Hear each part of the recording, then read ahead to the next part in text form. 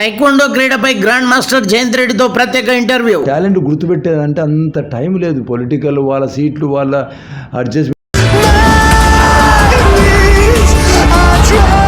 Advisors లేరు. Sports అథారిటీకి వాళ్ళకి secretaries ఉంటారు, వాళ్ళకు పిఎస్ ఉంటారు, అంతే. అని అడ్వైజర్స్ కావాలి. అంత టైం లేదు వాళ్ళకు. మనము పోయి ఆ ఫైల్ పెట్టి నేను సీనియర్ అని చెప్పాలి. ఇప్పుడు నేను ఐడెంటిఫై చేసుకోవాలి.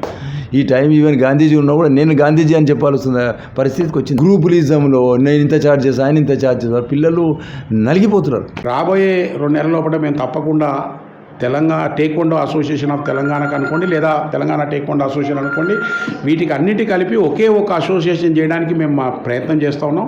మేము ఫెడరేషన్ వాళ్ళతో కూడా మాట్లాడతాం. This is Hyderabad city. ఇక్కడ నుండే, ఈ సిటీ నుండే తెలంగాణ రాష్ట్రానికి ఒలింపిక్ టైక్వాండో క్రీడ అంకురార్పణ జరిగింది. అయితే ప్రస్తుత టైక్వాండో పరిస్థితులపై తెలుసుకునే ప్రయత్నం నేటి న్యూస్ చేస్తున్నది. ప్రస్తుతం మనకు అందుబాటులో అంతర్జాతీయ క్రీడాకారుడు జయంత్ రెడ్డి ఉన్నారు. వారి మాటల్లో తెలుసుకునే ప్రయత్నం నేటి న్యూస్ చేస్తున్నది. Sir, good morning sir. Good morning sir. ఎన్నో ఒడిదుడుకులు కఠోర శ్రమనే ఆయుధంగా చేసుకొని ఎన్నో ప్రతిష్టాత్మకమైన అవార్డులు, గిన్నీస్ రికార్డులు, దాంతోపాటు లక్షల్లో క్రీడాకారులను తయారు చేస్తూ అంతర్జాతీయ స్థాయిలో పేరు పొందిన హైదరాబాద్ టైక్వాండో ఆణిముత్యం ముర్రంగంటి జయంత్ రెడ్డి మన మధ్యలో ఉన్నారు. టైక్వాండో క్రీడపై కొన్ని విషయాలు ప్రస్తుత కనుగుణంగా తెలుసుకునే ప్రయత్నం నేటి న్యూస్ చేస్తున్నది. Sir, good morning sir. Sir, మీకు అమెరికా పెద్ద దేశం లాంటి దేశం టైక్వాండో సేవలను గుర్తించి అత్యంత ప్రతిష్టాత్మకమైన ప్రెసిడెన్షియల్ స్పోర్ట్స్ అవార్డు మీకు ఇచ్చింది. కానీ మన దేశం మిమ్మల్ని ఎందుకు గుర్తించలేకపోతున్నది? చాలా విషయాలు ఉన్నాయి. అంటే ఒకటే కాదు. ఇప్పుడు నేను ఫస్ట్ ఆఫ్ ఆల్ ఒక నేషనల్ గేమ్స్ తర్వాత బాగా కష్టపడ్డా, ఏది ఒలింపిక్స్లో పోవాలి అనేసి. 92లో ట్రై చేసినాము, డెమోన్స్ట్రేషన్ స్పోర్ట్ ఉన్నా కూడా. 96లో ట్రై చేసినాము, 2000 సిడ్నీలో ట్రై చేసినా కాలేదు. ఇక టాలెంట్ హంట్ అనేది ఒకటి పెట్టినా కూడా అంత రికగ్నైజ్డ్ ఒక స్పోర్ట్స్ మినిస్ట్రీ అన్ని స్పోర్ట్స్లలో మిక్స్డ్గా ఆయనకు కాన్సన్ట్రేషన్ ఒక స్పోర్ట్స్కి చేయాలంటే పెద్దగా అవుతలేదు. చూశాను నేను ఇన్ని multiple sports, more than 100 sports ఉంటాయి. దానిలో ఒలింపిక్ 28, 29 ఒలింపిక్ స్పోర్ట్స్ ఉంటుంది. అట్లా ఇదే ప్రాబ్లము. ఇది చేయలేకపోతుందని అంటే ఇక మనం ఏం చేయలేము. ఇప్పుడు అందుకోసమే కదా ఇప్పుడు గిన్నీస్ వరల్డ్ రికార్డు నేను తీసుకున్నా. ఒలింపిక్లో మనం పార్టిసిపేట్ చేయాలని గిన్నీస్ వరల్డ్ రికార్డు యూకే వేసాడు. అది ఇప్పుడు వరల్డ్ అంతా ఎంత ఫేమస్. అది మీరు ఎందుకు గుర్తుపడితే నీ టాలెంట్ గుర్తుపట్టలేదు. నేను గిన్నీస్ వరల్డ్ రికార్డు నెంబర్ 1గా చేశారు. ఒకటే మెడల్ ఉంటుంది దాంట్లో. ఇన్ని 30 గిన్నీస్ వచ్చాయి ఇప్పటి వరకు. 30 గిన్నీస్ ఎట్లా వచ్చింది అని అంటే ఇప్పుడు నేను 20,000 మంది కూడా చేయించాను. సో ఆ టాలెంట్ గుర్తుపెట్టేదంటే అంత టైం లేదు. పొలిటికల్ వాళ్ళ సీట్లు వాళ్ళ అడ్జస్ట్మెంట్ 5 ఇయర్స్ క్యాలిక్యులేట్ చేస్తే ఆ 5 ఇయర్స్ సేవ్ చేయడానికి వాళ్ళకి టైం సరిపోతలేదు. ఏకైనా ఒక్కటి. సెకండ్ పాయింట్ ఏంటంటే సర్వీస్ అంటవా. ఇప్పుడు ప్రెజెంట్ గవర్నమెంట్ ట్రై చేస్తుంది కొన్ని విషయాలు, కానీ స్పోర్ట్స్కి జస్టిఫికేషన్ సెంట్రల్ కావాలి, స్టేట్లో కూడా చాలా కష్టం ఉన్నది. ఎందుకంటే ఇది చేయాలంటే ఒక స్పోర్ట్స్ క్రీడాడు ఒక ఒలింపియన్ కూడా పెట్టారు. ఆయన పెట్టినా కూడా ఆయన కొన్ని స్పోర్ట్స్ వరకే చేయగలుగుతాడు. జస్టిఫై చేయలేకపోయి టైక్వాండోకి ఏం చేయలేకపోయినాడు. సో ఇప్పుడు రికగ్నైజేషన్ అంటవా, ఇక దానికి మనం ఏం చెప్పలేము. ఇక అందుకోసము సైలెంట్గా సరే మనం చేసాము, మన పిల్లలకు చేయించామని. అందుకు 20,000 మందికి ఎందుకు చేయించానంటే దట్ ఈస్ వాట్. సెకండ్ ఏంటంటే ఛాంపియన్స్ అంటవా. నేను నేషనల్ గేమ్ అయినా, ఇంటర్నేషనల్ ఛాంపియన్ అయినా, వరల్డ్ ఛాంపియన్షిప్లో 4th ప్లేస్ తీసుకున్న తర్వాత నేను అన్న భారీ ఇంటర్నేషనల్ తీసుకెళ్తామని ప్లేయర్స్ అంతని అట్లీస్ట్ 600 ప్లేయర్స్ వరకు ఇప్పటివరకు ఇంటర్నేషనల్ ఛాంపియన్షిప్ చేసిన. దాని తర్వాత నేషనల్ ఛాంపియన్స్ ఒక 1000 మెంబర్స్ దాకా చేసిన. ఇప్పుడు ఒక 5 లక్షల వరకు స్టూడెంట్స్ ఇప్పటివరకు మనము టీచ్ చేసినాం. సో ఇది మనం ఒక సైలెంట్ నడుస్తుంది. ఎవరికి పబ్లిసిటీ చేయలేదు, ఏం చేయలేదు. ఇప్పుడు నువ్వు పర్సనల్ అడిగినందుకు చెప్తున్నా. సో ఇది చేయాలంటే కొంచెం అడ్వైస్ తీసుకోవాలి. మా అటువంటి senior almost 48 years experience 48 years experience ఈ మార్షల్ ఆర్ట్స్లో. సో సీనియర్లు ఎత్తికి వాళ్ళు అంత టైం లేదు వాళ్ళకు. మనము పోయి ఆ ఫైల్ పెట్టి నేను సీనియర్ అని చెప్పాలి. ఇప్పుడు నేను ఐడెంటిఫై చేసుకోవాలి. ఈ టైం ఈవెన్ గాంధీజీ ఉన్నా కూడా నేను గాంధీజీ అని చెప్పాల్సిన పరిస్థితికి వచ్చింది. అంటే ఇప్పుడు నేను అని చెప్పగా వాళ్ళకి తెలుస్తలేదు అదేమైందా. సో అందుకోసం వెరీ డిఫికల్ట్ ఇప్పుడు. ఇక అది ఇప్పుడు అసోసియేషన్స్ ఈ గొడవలు, ఈ ఫెడరేషన్స్ గొడవలు ఇవన్నీ ఉన్నందుకు కూడా మనకు గుర్తింపించడానికి నీ ఈ పార్టీ ఆ పార్టీ ఇప్పుడు పార్టీస్ ఎట్టే మారుతున్నాయి చూస్తున్నారు కదా మీరు. పొలిటికల్ పార్టీ ఎలా ఉన్నాయి చూడండి. అలాగనే ఈ అసోసియేషన్స్ కూడా నీ గ్రూపా ఆయన గ్రూపా ఈ గ్రూప్ అంతే.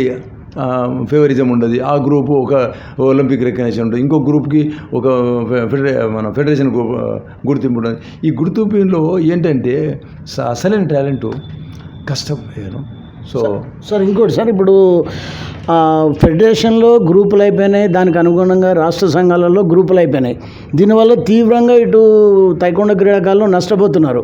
అయితే దీనికి అనుగుణంగా ఏంటంటే కేంద్ర రాష్ట్ర ప్రభుత్వ మంత్రిత్వ శాఖ నుండి వాళ్ళు ఎలాంటి చర్యలు చేపడితే బాగుంటుందని మీరు భావిస్తున్నారు? వాళ్ళందరూ సీనియర్ మోస్ట్ ఎవరైతే 50 years ఎక్స్పీరియన్స్, 40 years నుంచి 50 years ఎక్స్పీరియన్స్ వాళ్ళని ఒక గ్యాదర్ చేస్తే ఒక 10-15 మంది వాళ్ళకి వెళ్తారు. వాళ్ళని తీసుకొని సజెషన్ తీసుకుంటే బెటర్ ఉంటుంది. ఇంకంతే, ఇంకేం చేయాలి. ఇప్పుడు సీనియర్స్ అని ఉంటారు గవర్నమెంట్, మన మన అమెరికన్ గవర్నమెంట్కి సీనియర్స్ అడ్వైజర్స్ అనమాట వీళ్ళంతా. ఇక అడ్వైజర్స్కి లేరు. స్పోర్ట్స్ అథారిటీకి వాళ్ళకి సెక్రటరీస్ ఉంటారు, వాళ్ళకు పిఎస్ ఉంటారు, అంతే. అని అడ్వైజర్స్ కావాలి. అడ్వైజర్స్ అంటే ఒక ఒలింపిక్లో గెలిచిన వాళ్ళు, ఒలింపిక్ కోచెస్, మళ్ళీ సంస్థ ఏమంటే మన ఇప్పటిదాకా సీనియర్ మోస్ట్ తయారు చేసిన వాళ్ళ సీనియర్ మోస్ట్ ఫౌండర్ మెంబర్స్, ఇదంతా ఏం చేయాలంటే గ్యాదర్ చేసి ఒక 10-12 మంది గ్యాదర్ చేసి సజెషన్ తీసుకొని ఒక స్పోర్ట్ పర్టికులర్ ఈ తైకొండ అంటే తైకొండ మీద తీసుకొని అప్పుడు వాళ్ళకు ఒక స్ట్రీమ్ లైన్ వెళ్తుంది. ఎవరెవరు సీనియర్స్ ఉన్నారు, ఎవరెవరు జూనియర్స్, ఎలా ఐడెంటిఫై చేయాలి, ఎక్కువ పేరెంట్స్ సఫర్ అవుతున్నారు ఈ క్రీడల్లో మనం వెళ్ళాలన్నా లేదా పేరెంట్స్కి ఇలా కాస్టెస్టిక్ గేమ్ అయిపోయింది ఇది.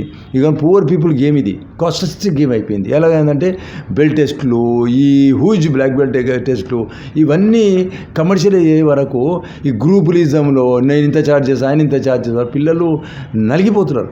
ప్రస్తుతం చూసినట్టయితే క్రీడాకారులు నేర్చుకుంటాను వెళ్తున్నారు, అంతే జరుగుతున్నారు. వాళ్ళకు కనీసం సర్టిఫికేట్ రికగ్నిషన్ లేకుండా పోతుంది. ప్రస్తుత పరిస్థితులలో సెంట్రల్ గవర్నమెంట్ తీసుకోండి, ఇటు రాష్ట్ర ప్రభుత్వాలు తీసుకోండి, ఆ క్రీడా శాఖ ఏ విధమైన చర్యలు తీసుకుంటే మీ ఆలోచన ఎట్లా? ఇప్పుడు ఒలింపిక్ సంఘాలు కూడా ఉన్నాయి, వాళ్ళను అసలు వీళ్ళ మధ్యలో నలిగిపోతున్నటువంటి పరిస్థితి. దీనిపైన వీళ్ళు ఒలింపిక్ అసోసియేషన్ అంటే ఆ గ్రూపిజం కూడా అక్కడ కూడా ఉంది ఒలింపిక్లో. ఈవెన్ స్టేట్ అసోసియేషన్స్లో మన తెలంగాణ నుంచి ఆంధ్ర ఉండొచ్చు. నేను చూశాను most of the Olympic association, state Olympic అసోసియేషన్లు ఏంటంటే వాళ్ళకి ఎవరు ఫేవర్ ఉన్నో వాళ్ళకి ఫేవర్ చేస్తున్నారు. ఇక సెంట్రల్లో రికగ్నైజ్డా లేదా ఆ కోర్టు ఆయన గెలుస్తాడు, ఇంకో గ్రూప్ గెలుస్తుంది, ఆ కోర్టు గెలిచింది, ఆయన 2-3 నెలలు ఉంటాడు, 5 నెలలు ఇంకో ఆయన స్టే తీసుకొస్తాడు, ఇట్లా జరుగుతూ ఉన్నది. ఇది ఫేవరిజం కాకుండా ఫస్ట్ ఆఫ్ ఆల్ పేరెంట్స్ని పిలిచి ఆర్ కోచెస్ని పిలిచి ఒక కామన్ అజెండా తయారు చేయాలి. ఏంటి, మంచి ప్లేయర్ తయారు చేయనా అని. వీళ్ళు ఏం చేస్తున్నారంటే ఈ గ్రూపులలో స్టేట్ చేస్తారు, నేషనల్ చేస్తారు, సౌత్ జోన్ చేస్తారు, ఇంటర్ స్టేట్ చేస్తారు. అలాగా ఓ 4-5 ఛాంపియన్షిప్లకు సాటిస్ఫై అయిపోతారు. పేరెంట్స్కు పెద్ద కంప్లైంట్ లేదు. బెల్ట్ టెస్ట్లా ఇక పంచుతూనే ఉన్నారు. They are also giving belts, colour belts ఇస్తారు, బ్లాక్ బెల్ట్స్ ఇస్తారు. దాంతో ఏంటంటే సరి అయినా కడుపు నిన్నట్టు నడుస్తుంది అంతవరకే. అని రియల్ టాలెంట్ వచ్చేది బయటికి పోయి దేశాలకు పోయి పార్టిసిపేట్ చేసేంత టాలెంట్ లేదు. అది ఆ స్పీడు, ఆ టెక్నిక్, ఆ స్కిల్ అనేది రాలేదు. 100% ఆఫ్ ద ఒలింపిక్ స్పోర్ట్స్ కేసులు నడుస్తున్నాయి. ఏదో చిన్న దాంట్లో అదో ఇదో అసోసియేషన్ గ్రూప్సా ఇంకే ఇన్సిడెంట్స్ అయినా పెట్టి ఏం చేస్తారంటే ఆ అసోసియేషన్ కోర్టులో జరుగుతున్నాయి. ఇవన్నిటికీ ఒకటే సొల్యూషన్ అది. స్పోర్ట్స్ మినిస్టర్ పెట్టాలి. బాబు నువ్వు నీ గ్రూపులో ఈ కేసులు అనుకోకుండా మీరు కామన్గా ఒక రిప్రజెంటేటివ్ పెట్టి ఒక ప్రెసిడెంట్ రూల్ అంటారు చూడు. ఒక కంట్రీలో డిస్పెన్స్ అయిపోతే ఏం చేస్తారు, ప్రెసిడెంట్ రూల్ అంటారు. ఒక రూల్ పెట్టేసి ఒక హరెక్ కమిటీ అని తయారు చేసి కంటిన్యూ చేయండి. అందరికి పేరెంట్స్కి అవకాశం ఇవ్వండి. నా గ్రూప్లో నిన్ను అలో చేయొద్దు, ఈ గ్రూప్లో ఇంకో అలో చేయొద్దు, అలా పెట్టుకోకుండా అందరికి కామన్ పెట్టి ఓకే ఎంట్రీ ఉందా ఆన్లైన్ ఎంట్రీ చేసేసేయండి. ఆన్లైన్ ఇప్పుడు గిన్నీస్ వరల్డ్ రికార్డ్ ఉంది, వరల్డ్ లెవెల్లో పార్టిసిపేట్ చేయండి. ఇంటర్నేషనల్ కాంపిటీషన్ అన్నీ ఓపెన్ పెట్టారు. ఈవెన్ WTA ఛాంపియన్షిప్స్ కూడా ఆన్లైన్లో మీరు బ్లాక్ బెల్ట్ ఉన్నారా, గ్లోబల్ కార్డు తీసుకొని ఆన్లైన్ రిజిస్టర్ చేసుకొని యూ కెన్ పార్టిసిపేట్ అని ఇప్పుడు అంతా ఇంటర్నేషనల్ లెవెల్ చేస్తున్నారు. ఇక్కడ కూడా చేసేసుకుంటే ఆ టాలెంట్ అనేది బయటకు వస్తుంది. ఇప్పుడు ఈ గ్రూపులలో ఏమవుతుంది, దానికి దీంట్లో కొన్ని టాలెంట్ ఉంటే వానికి అవకాశం లేదు, దీంట్లో టాలెంట్ లేకపోయినా ఇంకొనికి అవకాశం ఉంటుంది. దాంతో నలిగిపోతున్నారు. సార్ మీ లక్ష్యం ఏంటి? ఇప్పుడు నా లక్ష్యం ఏంటంటే ఎవరు వచ్చినా వాళ్ళకు ఒలింపిక్ ప్రోగ్రామ్ ఉందా, మీ ఇంటర్నేషనల్ ఛాంపియన్ కావాలా, ఏదో ఫస్ట్ నాకు చెప్పండి. ఐ విల్ అకార్డింగ్లీ నేను డిజైన్ చేసి వీళ్ళందరికీ ట్రైనింగ్ ఇస్తాను, ఫ్రీ ఆఫ్ ట్రైనింగ్ ఇస్తాను. 30 books ఎందుకు రాసినంటే అంత సైన్స్ ఉంది దాంట్లో. ఒక మనిషి స్పీడ్ అంటే చేయొచ్చు, వరల్డ్ స్పీడ్ లెవెల్ ఎలా స్పీడ్ పెరగవచ్చు. ఇప్పుడు నా స్పీడే 11 hits per second ఉన్నది, కిక్స్ 6 kickలు per second ఉన్నాయి. అదే దాంట్లో యూనిట్ చేసిన నేను.